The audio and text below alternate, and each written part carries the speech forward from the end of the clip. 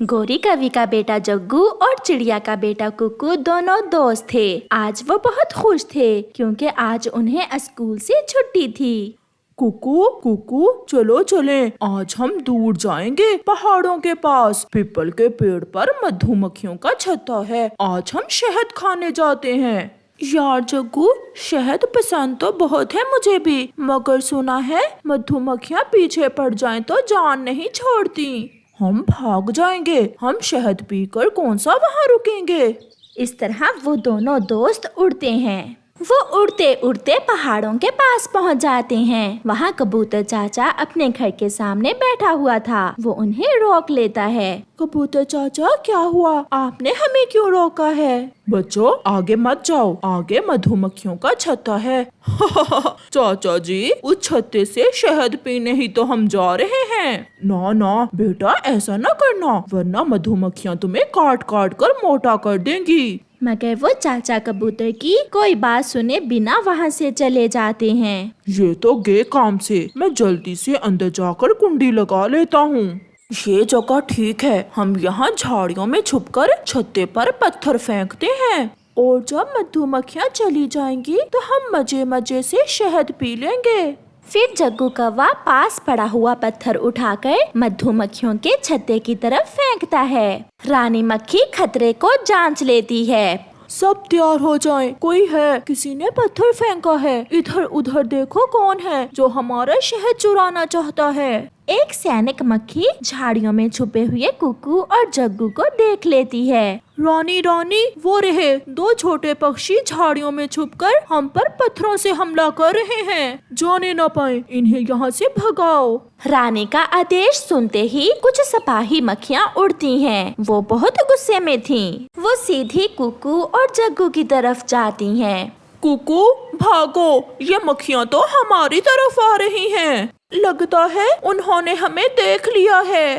कुकू और जग्गू भागते हैं। वो बहुत तेज उड़ते हैं, मगर मक्खियाँ तो उनसे आगे थीं। दो आगे दो पीछे मधुमक्खियाँ उन्हें घेर लेती हैं और उन्हें काटने लगती हैं। बचाओ बचाओ, मर गया रे, माँ बचाओ। कुकू जल्दी से नदी में कूद जाओ। फिर वो दोनों नदी में कूद जाते हैं और मधुमक्खियाँ नदी के ऊपर उड़ती रहती हैं। थोड़ा सा शरीर पानी से बाहर निकालकर जब जग्गू देखता है तो एक मधुमक्खी सीधी उसकी आंख पर काट लेती है। वो शाम तक नदी के पानी में छुपे रहते हैं। इनके लिए इतना ही काफी है, अब चलें, कोई और दुश्मन भी आ सकता है। फिर वो मधुमक्खियाँ वापस चली जाती हैं। जग्गू और कुकू भी नदी से निकलते हैं। वो तो पहचाने ही नहीं जा रहे थे। उनके शरीर पर मधुमक्खियों के काटने के निशान थे और सूजन भी। कुकू, शहद भी ना मिला और सजा भी मिली। अगर हमने कबूतर चाचा की बात मानी होती तो ये सब ना होता। पेड़ के पीछे से कबूतर बोलता है। बच्चों, एक बार बचपन में मैंने भी ऐसे ही पंगा लिया था, इसीलिए मैं आपको समझा रहा था। फिर वो दोनों रोते हुए घर वापस उड़ते हैं। वो बुलबुल आंटी के पास जाते हैं। आंटी, मधुमक्खियों ने काटा है, प्लीज दर्द की दवा दे दें। ये लें बच्चों दवा, मगर सूजन आहिस्ता आहिस्ता ही उतरेगी। कुकू, घर जाकर क्या बताएंगे, मम्मा को पता चल जाएगा। अब तो डबल सजा मिलेगी, एक मधुमक्खियों ने काटा, ऊपर से मम्मा से मार पड़ेगी। फिर वो दोनों वहाँ से चले जाते हैं।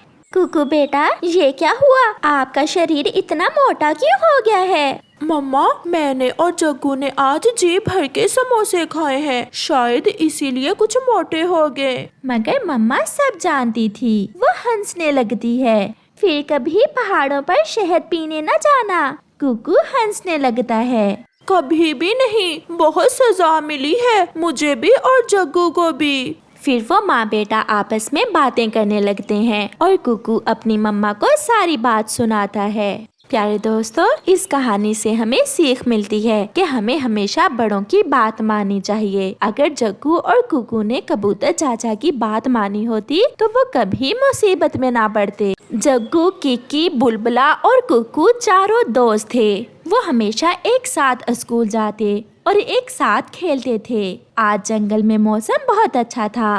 वो सब दोस्त स्कूल जा रहे थे तो जग्गू अपने बाकी के दोस्तों को एक जगह रोककर कहता है, दोस्तों आज मौसम बहुत अच्छा है, क्यों ना आज हम स्कूल से छुट्टी कर लें और कोई खेल खेलते हैं। हाँ यार, आइडिया तो अच्छा है। मैं भी रोज रोज की पढ़ाई से तंग आ गया हूँ, हम खेलते हैं। बुलबुला भी उनकी हाँ में हाँ मिलाता है। लेकिन ये तो बुरी बात है, हम अपने घरों से स्कूल के लिए आए हैं। ये तो हमारी अपने घर वालों से चीटिंग होगी। अगर मम्मा को पता चल गया तो वो गुस्सा होंगी। एक तो कुकू, तुम डरते बहुत हो अपनी मम्मा से, उन्हें कभी भी नहीं पता चलेगा। हम ऐसा करते हैं, पहले बैठकर अपनी छुट्टी के लिए एप्लीकेशन लिखते हैं, फिर तो हमें कोई डर नहीं होगा। फिर कुकू भी उनकी बात मान लेता है।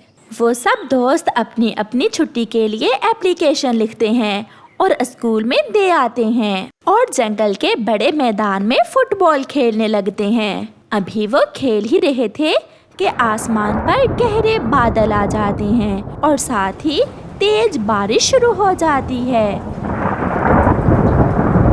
वाह, आज तो बारिश में फुटबॉल खेलने का मजा आ जाएगा। सभी बच्चे बहुत खुश थे क्योंकि उन सबको बारिश का मौसम बहुत पसंद था। पास में ही चाचा कबूतर का होटल था जिसकी खिड़कियां कांच की बनी हुई थीं।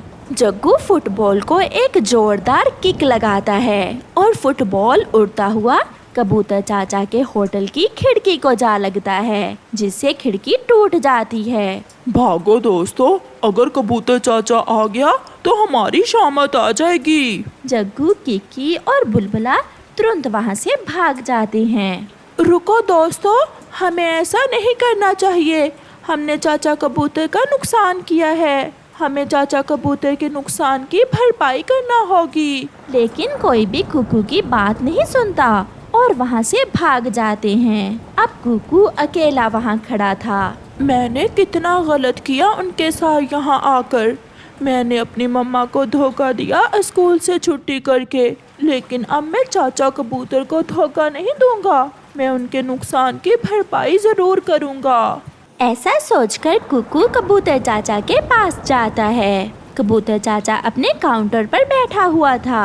चाचा कबूतर, मैंने आपसे कुछ कहना था। हाँ हाँ कहो छोटे बच्चे, क्या बात है? ऐसी बारिश में आप यहाँ क्या कर रहे हैं? वो कबूतर चाचा, मैं अपने दोस्तों के साथ फुटबॉल खेल रहा था तो फुटबॉल आपके होटल की खिड़की को लग गया और खिड़की का कांच टूट गया। तुम्हारे दोस्त कहाँ हैं? वो तो भाग गए कबूतर चाचा। तो तुम क्यों नहीं भागे? मैं आपके नुकसान की भरपाई करना चाहता हूँ। तो तुम्हारे पास पैसे हैं नुकसान की भरपाई करने के लिए? नहीं, मेरे पास पैसे तो नहीं है, लेकिन मैं सारा दिन आपके होटल में काम करूँगा। आप मुझे बताइए मैं क्या काम करूँ? अच्छा चलो, मैं बताता हूँ तुम्हें कि क्या काम करना है। फिर कबूतर कुकू को काम बताता है। दूसरी तरफ रानो चिड़िया बहुत परेशान थी। बारिश बहुत तेज है, कुकू स्कूल से घर कैसे आएगा? क्यों ना आज मैं खुद जाकर अपने बेटे को ले आऊं।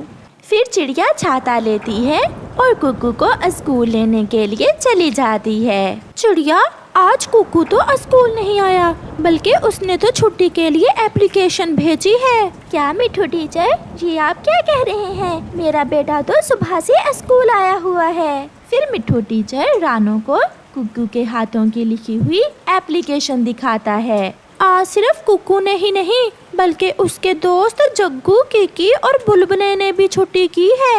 ये सुनकर रानो बहुत परेशान होती है। वो भागी भागी कौवे के घर जाती है। जग्गू घर में ही था। जग्गू बेटा, कुकू कहाँ है और आज आप सबने स्कूल से छुट्टी क्यों की? नहीं रानो, मेरे बेटे ने तो स्कूल से छुट्टी नहीं की, ये तो अभी अभी स्कूल से आया है। फिर रानो गौरी को सारी बात बताती है। कम वक्त कहीं के, अपने माँ बाप को धोखा देते हो। जल्दी से बताओ कुकू कहाँ है, नहीं तो आज मैं तुम्हें छोड़ूंगी नहीं। नहीं नहीं मम्मा, मारना मत, मैं बताता हूँ। फिर जग्गू सारी बात बताता है। रानो जल्दी से कबूतर के होटल पर जाती है। आप बैठे, मैं अभी कुकू को बुलाता हूँ। कुकू अपनी मम्मा को देखकर डर जाता है।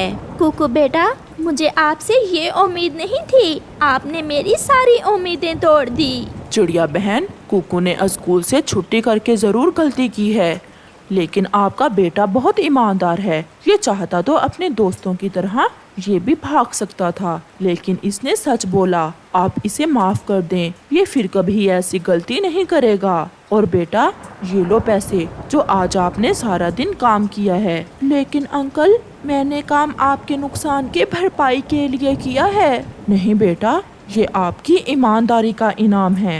ये देखकर चिड़िया अपने बेटे पर बहुत गर्व महसूस करती है और अपने बेटे को अपने गले से लगा लेती है।